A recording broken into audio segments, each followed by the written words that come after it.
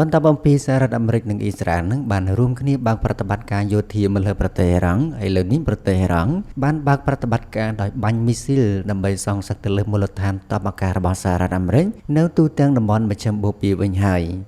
យោងទៅតាមសេចក្តីរាយការណ៍មួយកាលពីថ្ងៃសៅរ៍កន្លងទៅនឹងបានឲ្យដឹងថាអាជ្ញាធរនឹងបានចម្លៀសមនុស្សជាច្រើនចេញអំពីអគារ Burj Khalifa ដែលជាអគារដ៏ល្បីល្បាញនិងមានកម្ពស់ខ្ពស់ជាងគេបំផុតនៅលើពិភពលោកនាកណ្ដាលទីក្រុងឌូបៃហើយតែអាជ្ញាធរបានធ្វើការចម្លៀសបែបនោះបន្តអំពីមានឮសូរសម្លេងផ្ទុះជាច្រើនដងបានលាន់ឮយ៉ាងកក្រើកនាកណ្ដាលប្រទេសអេមីរ៉ាតអារ៉ាប់រួមមួយនេះមិនត្រឹមតែប៉ុណ្ណោះទេអ្នកទាំងអស់គ្នាសម្លេងផ្ទុះនឹងឯងគឺត្រូវបានគេរាយការណ៍ថាបានលាន់ឮនៅទីក្រុងអាប៊ូដាប៊ីដែលជារាជធានីនៃប្រទេសអេមីរ៉ាតអារ៉ាប់រួមទៀតផងបាទ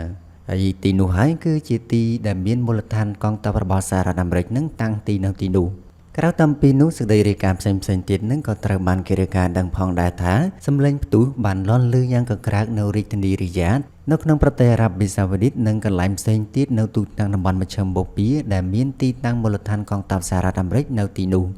សហរដ្ឋអាមេរិកបានបង្កើននូវមូលដ្ឋានកងទ័ពរបស់ខ្លួនដែលមានទីតាំងនៅទូទាំងតំបន់មជ្ឈមបូព៌ាអស់យ៉ាងច្រើនជាមួយនឹងមូលដ្ឋានទ័ពសំខាន់ៗនៅក្នុងប្រទេសមួយចំនួនដូចជាប្រទេសកាតា សោកដានីអារ៉ាប៊ីសាអូឌីតនិងអារ៉ាប់រួមជាដើមបាទហើយការពីពេលថ្មីៗកន្លងទៅនេះរូបភាពពីផ្កាយរណបដែលត្រូវចេញផ្សាយដោយប្រព័ន្ធផ្កាយរណបរបស់ប្រទេសចិននឹងបានបង្ហាញថាគឺមានការកើនឡើងគួរឲ្យកត់សម្គាល់នៃទ្រព្យសម្បត្តិរបស់យោធារបស់សហរដ្ឋអាមេរិកនៅឯមូលដ្ឋានកងទ័ពរបស់សហរដ្ឋអាមេរិកនាតំបន់មជ្ឈមបូព៌ាក្នុងនោះគឺមានដូចជាយន្តហោះចម្បាំងរថក្រោះនិងប្រព័ន្ធការពារមីស៊ីលយ៉ាងច្រើនសន្ធឹកសន្ធាប់ហើយខាងក្រោមនេះគឺជាមូលដ្ឋានយោធាសំខាន់ៗរបស់សហរដ្ឋអាមេរិកមួយចំនួនដែលមានទីតាំងនៅតំបន់មជ្ឈមបូព៌ាជាដំបូងគេនោះគឺមូលដ្ឋានកងទ័ពអាកាសរបស់សហរដ្ឋអាមេរិកដែលមានឈ្មោះថា Al-Udeid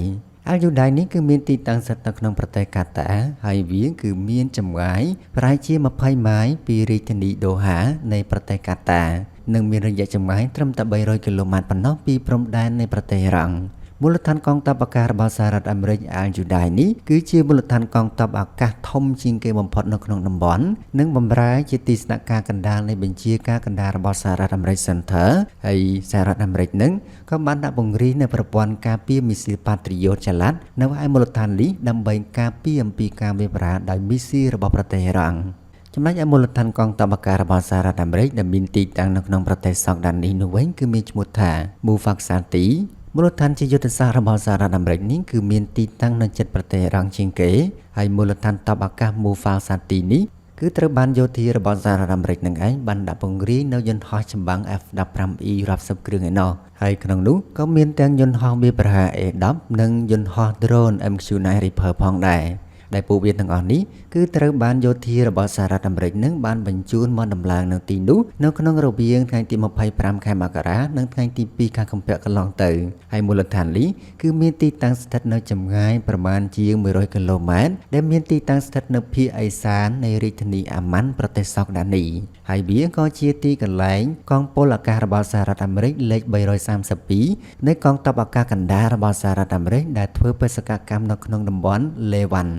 ចំណែកឯមូលដ្ឋានកងទ័ពអាកាសរបស់សហរដ្ឋអាមេរិកមួយទៀតដែលមានទីតាំងនៅក្នុងប្រទេសអារ៉ាប៊ីសាអូឌីតនោះគឺមានឈ្មោះថា Prince Sultan ហើយវាក៏ជាមូលដ្ឋានកងទ័ពអាកាសដ៏សំខាន់របស់សហរដ្ឋអាមេរិកមួយនៅក្នុងតំបន់មូលដ្ឋានកងទ័ពអាកាស Prince Sultan នេះគឺមានផ្ទុកទៅដោយយន្តហោះដឹកជញ្ជូន C5 Galaxy និងយន្តហោះ C17 ដែលត្រូវបានគេរាយការណ៍ថាកំពុងតែដឹកទំនិញយ៉ាងធ្ងន់ធ្ងរមកដាក់នៅទីនេះហើយមូលដ្ឋានកងទ័ពអាកាសនេះគឺមានរយៈចម្ងាយត្រឹមតែ60គីឡូម៉ែត្រប៉ុណ្ណោះពីភាគខាងត្បូងនៃរាជធានីរីយ៉ាតនៃប្រទេសអារ៉ាប៊ីសាអូឌីតចំណែកឯមូលដ្ឋានកងទ័ពអាកាសរបស់សហរដ្ឋអាមេរិកមួយទៀតនោះគឺមានឈ្មោះថា Al-Dafra ហើយគឺវាមានទីតាំងស្ថិតនៅក្នុងភាគខាងត្បូងនៃទីក្រុងអាប៊ូដាប៊ីប្រទេសអេមីរ៉ាតអារ៉ាប់រួមហើយមូលដ្ឋានកងទ័ពអាកាសរបស់សហរដ្ឋអាមេរិកនេះគឺត្រូវបានចែករំលែកជាមួយនឹងកងទ័ពអាកាសអារ៉ាប់រួមផងដែរបាទគឺប្រើប្រាស់រួមគ្នាបាទហើយមូលដ្ឋានកងទ័ពអាកាសរបស់សហរដ្ឋអាមេរិកមួយនេះគឺដំឡើងមកដើម្បីប្រតិបត្តិការសំខាន់របស់កងទ័ពសហរដ្ឋអាមេរិកជាពិសេសនោះគឺប្រតិបត្តិការប្រឆាំងនឹងអង្គការរដ្ឋឥស្លាម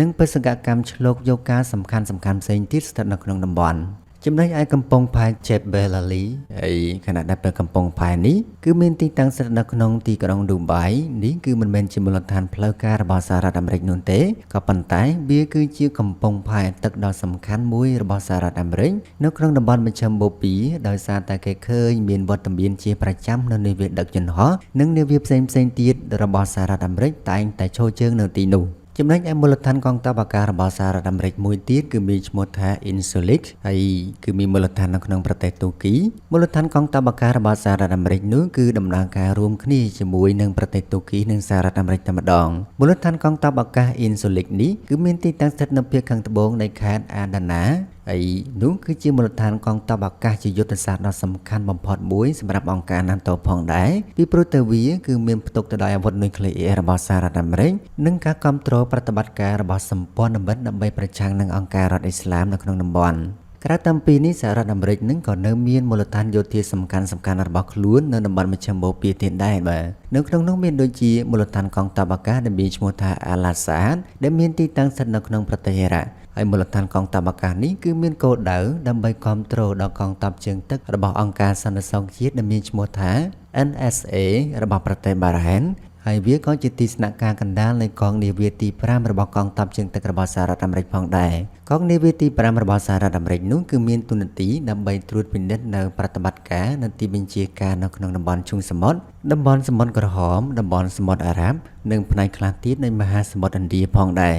តាមមូលដ្ឋានកងទ័ពអាកាសរបស់សហរដ្ឋអាមេរិកមួយណាធំជាងគេស្ថិតនៅក្នុងតំបន់មជ្ឈិមបូព៌ាទៅមូលដ្ឋានកងទ័ពអាកាសដែលមានឈ្មោះថា Al-Udeid ដែលមានទីតាំងស្ថិតនៅក្នុងទីក្រុងដូហាប្រទេសកាតានោះហើយគឺជាមូលដ្ឋានកងទ័ពអាកាសដ៏ធំបំផុតរបស់សហរដ្ឋអាមេរិកហើយគេអាចនិយាយបានថាគឺជាមូលដ្ឋានកងទ័ពអាកាសជាយុទ្ធសាស្ត្រដ៏សំខាន់បំផុតរបស់សហរដ្ឋអាមេរិកនៅក្នុងតំបន់មជ្ឈិមបូព៌ាយោងទៅតាមសេចក្តីរាយការណ៍មួយបានដឹងថាមូលដ្ឋានទ័ពអាកាសរបស់សហរដ្ឋអាមេរិកដែលមានឈ្មោះថា Al-Udeid នោះដែលត្រូវបានបម្រើការជាទីស្នាក់ការកណ្ដាលហើយក៏ជាទីតាំងឈរជើងរបស់កងទ័ពអាកាសរបស់សហរដ្ឋអាមេរិកមានចំនួនដល់ទៅ 10000 នាក់ឯណោះបានឈរជើងនៅទីនោះហើយមូលដ្ឋានកងទ័ពអាកាសរបស់សហរដ្ឋអាមេរិកដ៏ធំមួយនេះអាចនឹងក្លាយទៅជាទីគោលដៅចម្បងនៃការវាយប្រហារសងសឹកវិញពីសំណាក់ប្រទេសអ៊ីរ៉ង់ផងដែរក្រៅតាមពីនោះទីតាំងមួយផ្សេងទៀតដែលអាចទាក់ទាញចំណាប់អារម្មណ៍នៃការវាយប្រហារសងសឹកវិញពីប្រទេសអ៊ីរ៉ង់នោះគឺមានមូលដ្ឋានយោធាដ៏សំខាន់មួយទៀតរបស់សហរដ្ឋអាមេរិកនោះគឺមានឈ្មោះថា Arizcan ហើយវានោះឯងបានក្លាយទៅជាទីស្នាក់ការកណ្ដាលនៃកងទ័ពរបស់សហរដ្ឋអាមេរិក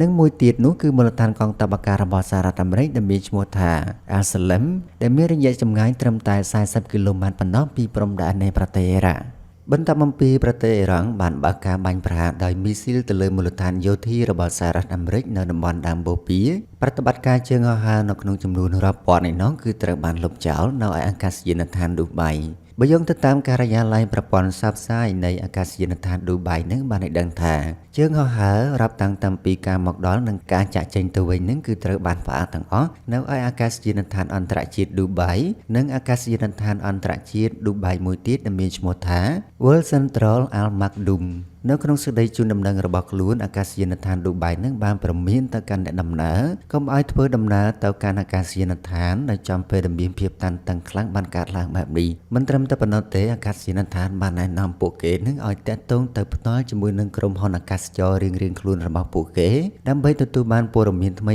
ៗអំពីជើងហោះហើររបស់ពួកគេ